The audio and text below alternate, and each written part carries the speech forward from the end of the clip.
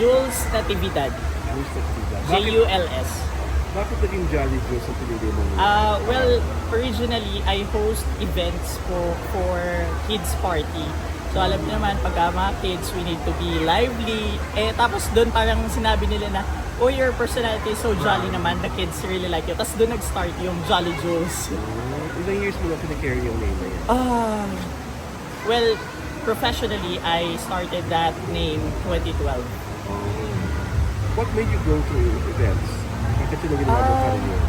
Well, passion ko kasi talaga ang magic. So I do magic shows also. Magician ka. Magician ako. Tapos later on, I took training for hosting. Tapos yun, later on, nagiging ano na siya, parang either if they need host or magician, either way, I do. Sometimes both. So ano po naging involvement niyo sa Runway Atelier? For Runway Atelier, my first project with them, I can't remember na, pero before pa kasi parang when they started yung very subtle start for Runway Atelier, 2020 yon.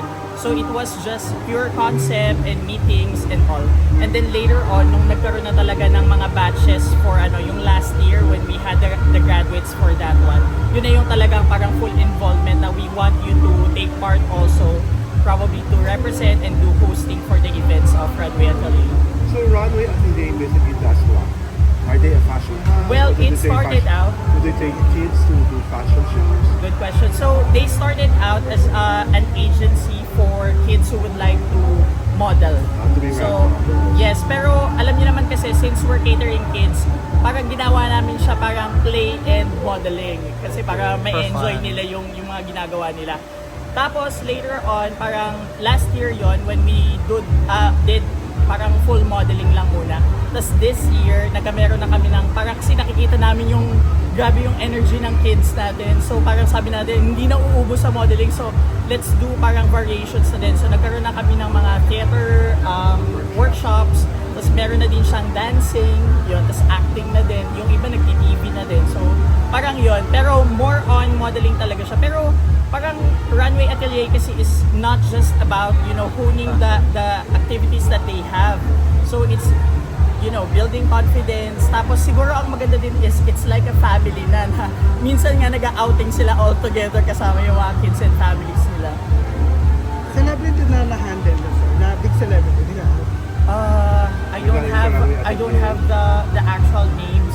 Kasi baka mag-drop ako ng names na, di ba, naka-exclusive meron for na rin others. po. Meron naman po, yes. At saka yung mga pinapadala natin for international competitions din. Meron. Kumusta naman po yung mga bata ngayon? For this year, actually, tuwang-tuwa ako kasi from the 2 batches lang na meron kami last year, ngayon 7 batches na yung meron tayo. So lumaki talaga, nag-grow. Tapos, pero syempre nandun pa rin yung, parang kasi yung batch 1 and batch 2, parang sila yung naging core nung ating mga kids. Tapos parang naging ate-ate na nila at saka kuya yung mga naunang batches natin for that. Kamusta naman po yung pag-mount nitong event? For this one, ito medyo nakakapagod yung event na to. Pero maganda kasi actually before yung big event na I think gagawin na every December, merong tayong mga ginagawang mga smaller events or uma-attend din tayo sa ibang mga pa-events ng other companies para i-expose natin. So hindi lang dito ginagawa yung recital ng mga actual na nagkakaroon ng training for TRA. Parang ini-expose din namin sila sa iba. Tapos later on, parang ito yung big break niya for the TRA. Curious, bakit kailangan magic parang favorite name? Well, it started out with the magical dress. Parang yun lang yung naging concept. Tapos later on, parang the kids wanted na parang fairy yung kasi nung una, marami babae talaga.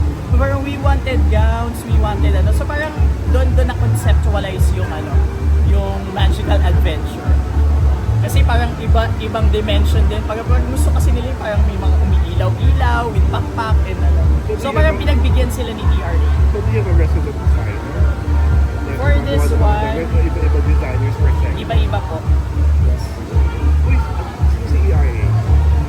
Sino po? Si ERA. The head of TRA. Oo.